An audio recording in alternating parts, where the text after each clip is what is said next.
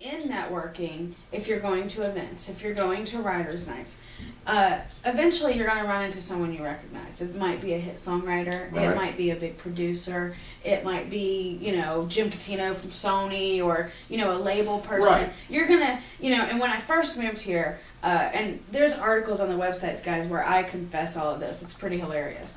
I gurmed people, and I gurmed them hardcore.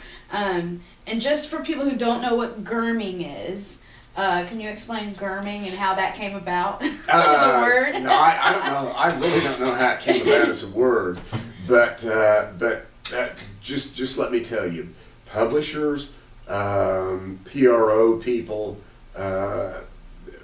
people who are in the music business full time, do not like somebody trying to tag along, or somebody who sends them 5 emails a day, or calls them 5 times a day.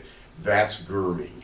Or going up to them and or having going up to what them, I call career vomit. Yes, going up to them in public when you first meet them and Right. saying, I'm a great songwriter and you ought to hear some of my songs. Yeah.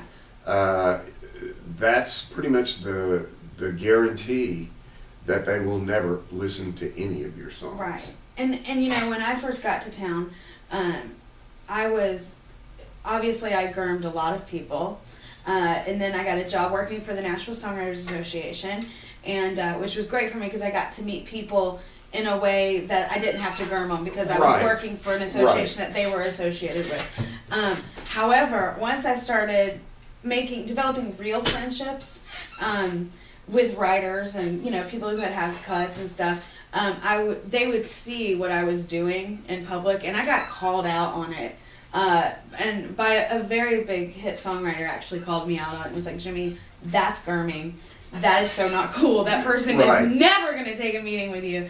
And I didn't understand. And my first reaction was, well, how am I supposed to get them to listen to my stuff if I can't ask them? Right. And that's where I learned the art of networking. The art of networking. And it is that's an right. art. The art of making friends is what I call it. And for me, it took me learning that surface relationships don't matter in this town. Mhm. Because, I'm sure, even now, I know a lot of people, but they're not my friends. Right. It's the people that I consider my friends that I can call up and say, I got a song I'd love for you to hear. Exactly. And those are the people that are going to listen. Exactly. My surfacey friends will be cool, email it to me, and then blah, blah, blah, blah, blah. Right. It's not that connection. But the way I did that was I finally just let go of Jimmy the writer. Mhm. And I just started meeting people as Jimmy the person. Right. And instead of asking them what albums they're working on, I asked them, what do you do as a hobby? Do you golf? Do you, other things like that. And I don't know if you had similar experiences. Or, Oh, very definitely. or maybe when you were working at a label or a publisher, those writers that you first met, did they stick out in your mind because they were people or because they told you they're the greatest writer that ever hit town and you got to hear their songs? Oh, believe me, believe me. When somebody told me they were the greatest writer in town and that they had graduated from Berkeley and that their songs were better than anything you heard on the radio, it was like, that's wonderful. It's been great meeting you. I'll listen to your CD later. Right. Thanks. So I just think You're right. It's getting to know somebody. It's on a real level. Yeah, when a writer came into my office, the first question I would ask would be, where are you from? Right. What do you do there? Why are you here? What do you want to do with your music? How long have you been doing music? What's your instrument? Way, way, way before we get into listening or anything else, I want to know where this person is coming from. Mm-hmm. And Jim Catino and Chris Lacey and the PRO guys, it's the same thing. They want to know where that writer is coming from. Right. And they want to get to know them on a deeper level than just sitting across the table from them saying, no, I don't like that one. Yeah, I kind of like that one. Right. I think it helps you guys understand where the writer's coming from, even in their songs, if you have a backstory. Exactly. Um, Yes. So, So it's all about personal relationships, and I know that seems when I realized that's what it was going to take for me to be able to pitch songs or to network to get good co-writes with people that I admired. It was overwhelming to me because I was just like, this is going to take years. Mm-hmm. Aha, and it has, and it still is. It's an everyday, it's an ongoing thing, and if you're not here, maybe once a week, once every couple of weeks, the people who you do know, just shoot them a short email. Hey, how you doing? I'm just checking in, and I'm working on some new stuff, and hoping to get to town in a couple of months, Right. and hoping that maybe I can come see you. Just to keep that relationship up. Mm-hmm. But don't send them an email saying, hey, I want to send you 2 new things that I No. wrote. No. Just, keep it on that friendship, as you're saying, that friendship, how you doing kind of a level. Right. And the other reason, I think it's important to get to know the people that you want to pitch songs to or that you want to write with is because Chris Lacey, for example, I don't know her as well as you do, but in getting to know her, I now know she is a fan of traditional country music. Exactly. I would not have known that if I just started throwing songs at her. Exactly. It's all about listening. Exactly. And so now I know, there's a sweet spot in there, a soft spot in her heart for traditional country Exactly. music. So something that maybe leans that way, in a pitch meeting, that might be something that's going to grab her more so than a up-tempo pop country song, Rascal Flatts. She might dig something that sounds more like George Strait or something even more traditional than that. Exactly.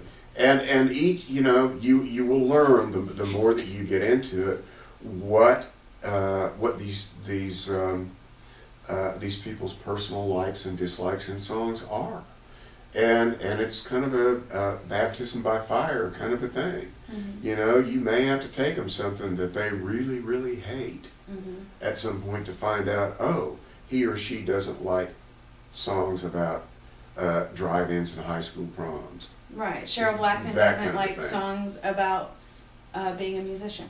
Right. Right, exactly. Steve Block doesn't like songs with the word grandpa in them. But- This is just stuff you learn. And we laugh. We sit here and we laugh about that, but that's extremely important to know. Mm-hmm. When you're going into a meeting with one of those people and they're looking for an artist or they're looking for a particular thing, because if you don't click their clicker Mm-hmm. on their personal taste, Right. it's not going to get past them.